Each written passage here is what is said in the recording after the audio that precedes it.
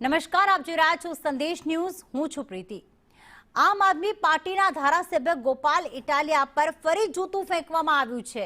આ જૂતું ફેંકવાની ઘટનાને લઈને ગોપાલ ઇટાલિયાએ સીધા આક્ષેપ કર્યા છે ભારતીય જનતા પાર્ટી પર।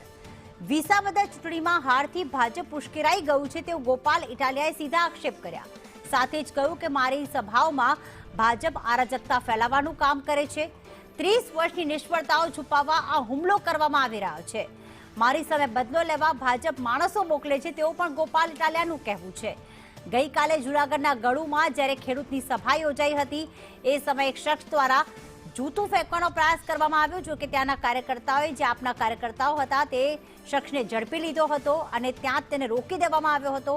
આ પહેલા 5 ડિસેમ્બર 2025ના રોજ પર જામનગરમાં આવી જ જૂતું ફેંકાયાની ઘટના બની હતી।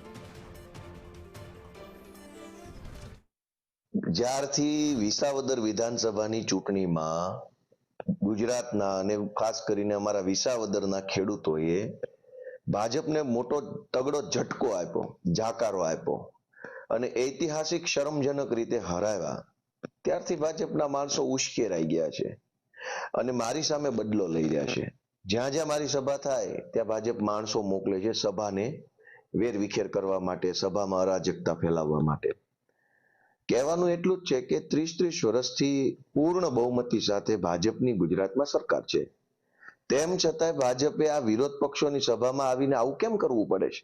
એનો સીધો અર્થ એ છે કે 30 વર્ષની નિષ્ફળતાને ઢાંકવા માટેનો હવે પ્રયાસ થઈ રહ્યો છે અને આમ આદમી પાર્ટી આ 30 વર્ષની નિષ્ફળતાને ઉજાગર કરી રહી છે।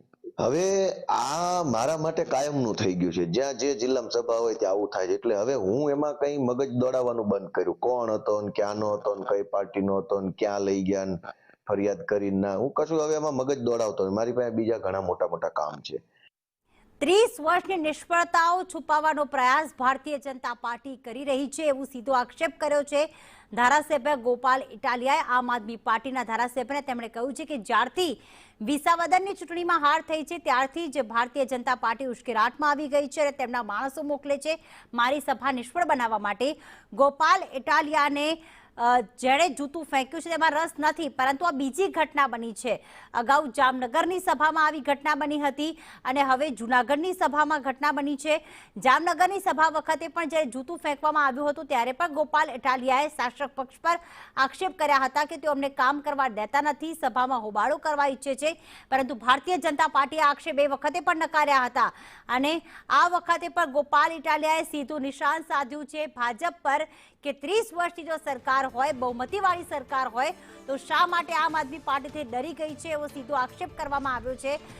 જૂતા કાંડ માટે હવે રાજનીતિ શરૂ થઈ ગઈ છે આમ આદમી પાર્ટી અને ભાજપની વચ્ચે, કારણ કે આ જ્યારે સભાઓ યોજાતી હોય છે, મોટી સંખ્યામાં લોકો હાજર રહેતા હોય છે, એવા સમયે આ રીતે રાજનીતિ કરવા માટે હવે અગાઉ ભારતીય જનતા પાર્ટી જ્યારે ડિસેમ્બર મહિનામાં જ્યારે જૂતું ફેંકાયું હતું એ વખતે ભારતીય જનતા પાર્ટી કહી રહી હતી કે એ સમયે એમના જ કોઈ માણસ હશે, એમનો જ કોઈ વિરોધ હશે કે જેને આમ આદમી પાર્ટી જે છે આમ આદમી પાર્ટીના કાર્યથી એવું હશે, એમણે જૂતું ફેંક્યું હશે, એમાં ભાજપનો કોઈ હાથ નથી।